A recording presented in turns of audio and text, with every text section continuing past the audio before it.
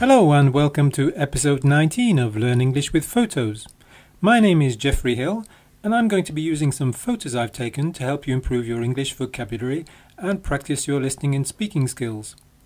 The subject of this lesson is Saltram House, a magnificent Georgian mansion overlooking the River Plym on the outskirts of my hometown Plymouth in southwest England. I'd often visited the lovely park around the house, but I'd never actually gone inside. However, on a drizzly Thursday afternoon in May 2014, I finally corrected that omission.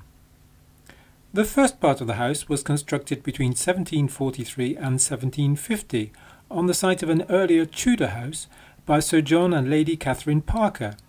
In 1768 their son, John Parker, employed the famous Scottish neoclassical architect Robert Adam to carry out extensive alterations to the east wing.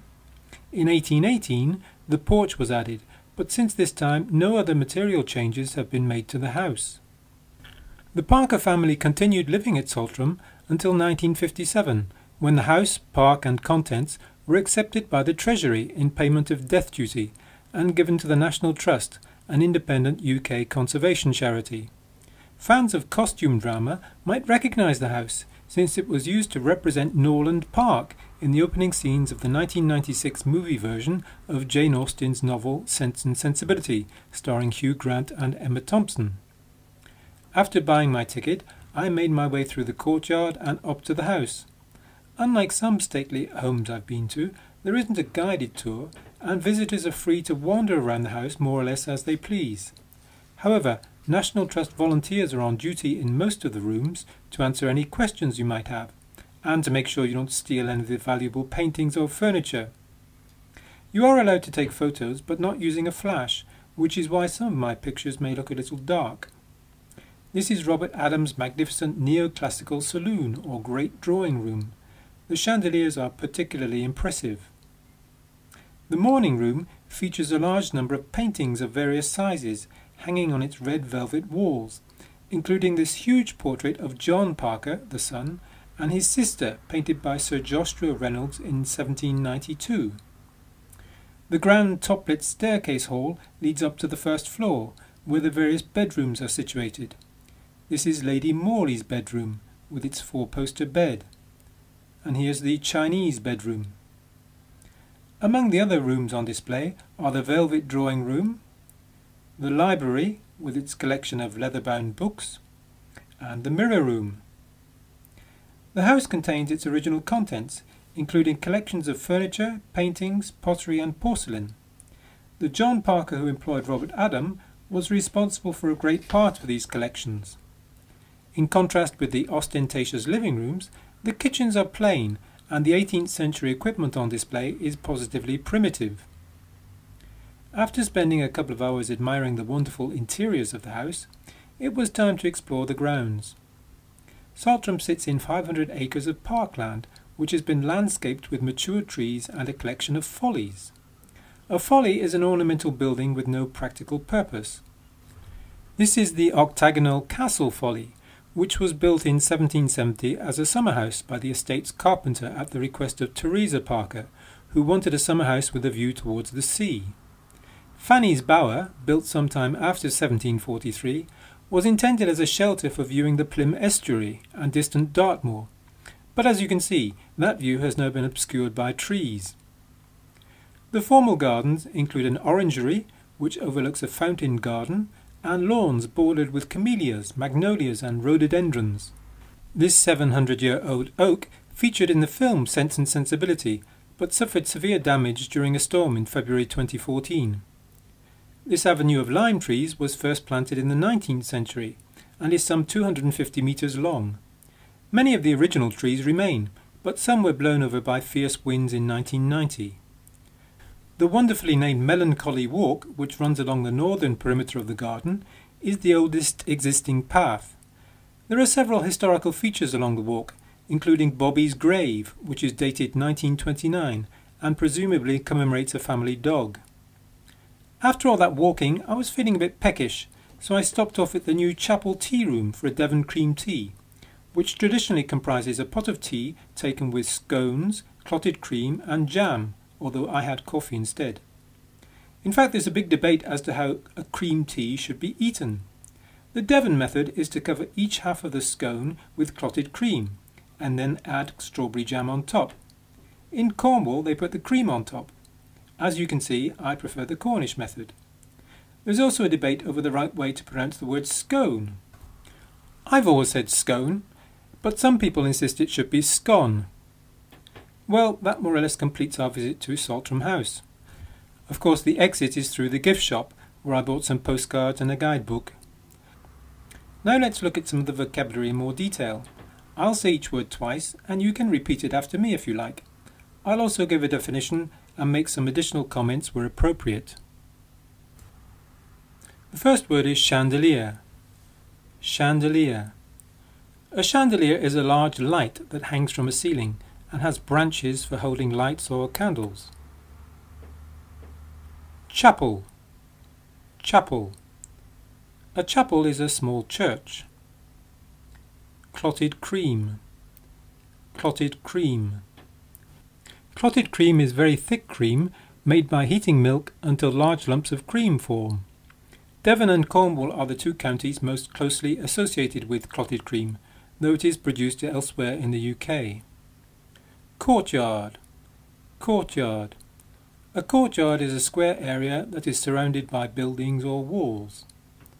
Drawing room. Drawing room. A drawing room is a room that is mainly used for receiving visitors. Apparently, the origin of the term has nothing to do with drawing, but comes from withdrawing, a room to which the owner and his guests could withdraw for more privacy. Estuary. Estuary. The estuary is the part of a large river where it becomes wide and flows into the sea. Folly. Folly. A folly is a building that has no practical use and is built as a decoration. Grave. Grave. A grave is a place of burial for a dead body, typically a hole dug in the ground and marked by a stone or mound. Lawn. Lawn. A lawn is an area of grass that is cut short, especially in someone's garden. Tennis played on grass is known as lawn tennis. Library. Library. A library is a room in a house used for keeping and reading books. Of course, there's also the public library where people can borrow books. Mansion. Mansion. A mansion is a large house, especially a beautiful one. Novel. Novel. A novel is a long written story about imaginary or partly imaginary characters and events. A person who writes novels is a novelist. Oak. Oak. An oak is a large tree that can live for a very long time and produces small hard fruits called acorns. The wood from the oak tree is very strong and hard and was commonly used in the construction of ships and buildings. Path. Path. A path is a way from one place to another that people can walk along. Porcelain. Porcelain. Porcelain is a term used to refer to the dishes, cups, plates, etc. made from porcelain, a hard, white, shiny substance. Another word for porcelain is china, after its country of origin. Porch. Porch. A porch is a small area covered by a roof at the entrance to a house or other building. Portrait. Portrait. A portrait is a painting, drawing or photograph of someone, especially of their face only. Pottery. Pottery. Pottery refers to plates and cups made out of clay and baked in an oven so that they become hard. Scone. Scone. A scone is a small soft cake that sometimes contains dried fruit and is usually eaten with butter. Some people insist that the pronunciation should be scone. Staircase. Staircase. A staircase is a set of stairs in a building, including the banister that you hold on to when you go up. Stately home. Stately home. A stately home is a large house in the UK that has an interesting history and belongs or used to belong to an important family. Britain has hundreds of stately homes, many of which are open to the public. Strawberry. Strawberry. A strawberry is a small, soft red fruit with a lot of very small seeds on its skin. Strawberries are often cooked with sugar to make jam. Tea. Tea. Tea is a hot drink made by pouring boiling water onto the dried leaves of the tea bush. In Britain, the word tea is also used to refer to a meal eaten in the early evening. And afternoon tea is a light meal consisting of sandwiches, etc., eaten with a cup of tea. Right, that's all for the vocabulary. I'm now going to ask you a series of questions. I suggest you stop the video to give yourself time to answer. And don't just answer yes or no. Try to give as much information as possible. Question 1. Have you ever visited a stately home? If so, describe your visit. If not, would you like to? Question 2. Why do you think visiting stately homes is such a popular pastime in Britain? Question 3. Which period of history are you most interested in and why? Question 4. Do you like watching costume dramas such as Sense and Sensibility? Why or why not? Which ones have you seen? Question 5. How important is it to preserve our architectural heritage? Question 6. Do you think the government should be responsible for the upkeep of historical buildings? Question 7. If you were the owner of a stately home in need of funds, what would you do to attract visitors? And question 8.